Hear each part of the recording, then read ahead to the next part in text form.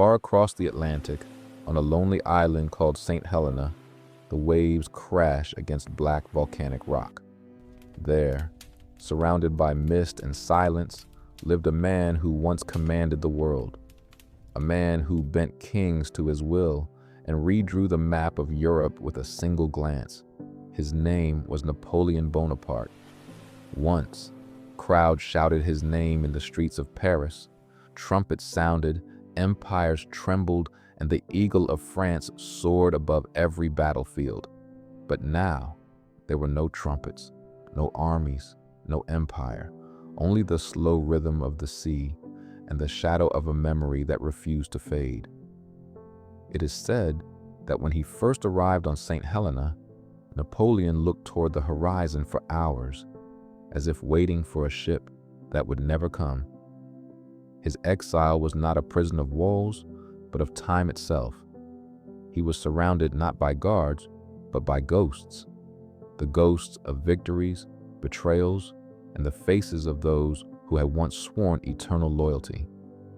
They called this place his final residence, but to him, it was a tomb built from silence and salt. Each morning, he would rise before dawn, pace the narrow gardens of Longwood House, and speak softly to himself. Fragments of battles, names of lost friends, memories that flickered like candlelight in a storm. History had abandoned him, yet he could not stop reliving it. And so begins the mystery, not of war or glory, but of what happens when power fades and the greatest conqueror on earth is left alone with his thoughts. Days turned into months, and months into years. The island became his world, a place of endless rain, damp stone, and quiet suspicion. Every letter he wrote was read by British eyes before it ever left the island. Every visitor, every doctor, every servant watched, reported, recorded. And yet, Napoleon still held court in his imagination. He dressed with precision, gave orders to no one, and dictated his memories to a few loyal followers, as if history itself were his last battlefield. At night, he wrote of destiny and betrayal, of how fortune, once his greatest ally, had turned her face away.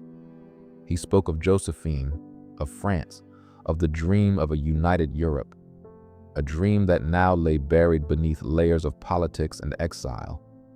His health began to fail. He complained of pain in his stomach, of weakness and fatigue. The doctors called it a chronic illness. But whispers soon began, whispers that grew louder with each passing year. Some said he was being poisoned slowly, his food tainted with arsenic so that his death would seem natural. Others believed he was already dying of despair, a slow surrender of the body to the weight of lost purpose. Still, even as his strength faded, his mind remained sharp. He would rise from bed to review old battle maps, tracing with trembling fingers the routes of Austerlitz, Jena, and Moscow. Sometimes he smiled. Sometimes he fell silent for hours, as if replaying every cannon blast in his mind. There, in the flickering candlelight, the man who once ruled millions fought a new war, a silent war against time, memory, and his own mortality. In May of 1821, the island awoke to stillness. The emperor was gone. His last words, whispered in delirium, were said to be, "France, the army, Josephine." He was buried beneath a willow tree, in a valley he called the Valley of Silence. No crown, no anthem, just the sea and the wind.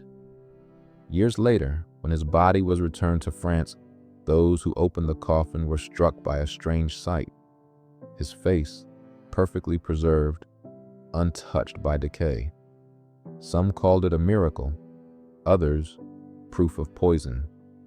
The debate never ended. Was it stomach cancer, as the doctors claimed, or a slow, deliberate assassination hidden behind polite reports and official seals? Historians still argue, but the truth remains buried somewhere between science and legend. What we know is this: even in death, Napoleon's shadow did not fade. His story became myth, retold, reshaped, reimagined by generations who never met him but could not forget him. And perhaps that is his final victory.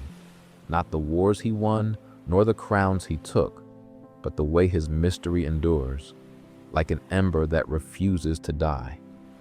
Because some men are not simply remembered, they are haunted. And through them, history itself keeps breathing, waiting for someone to listen and remember.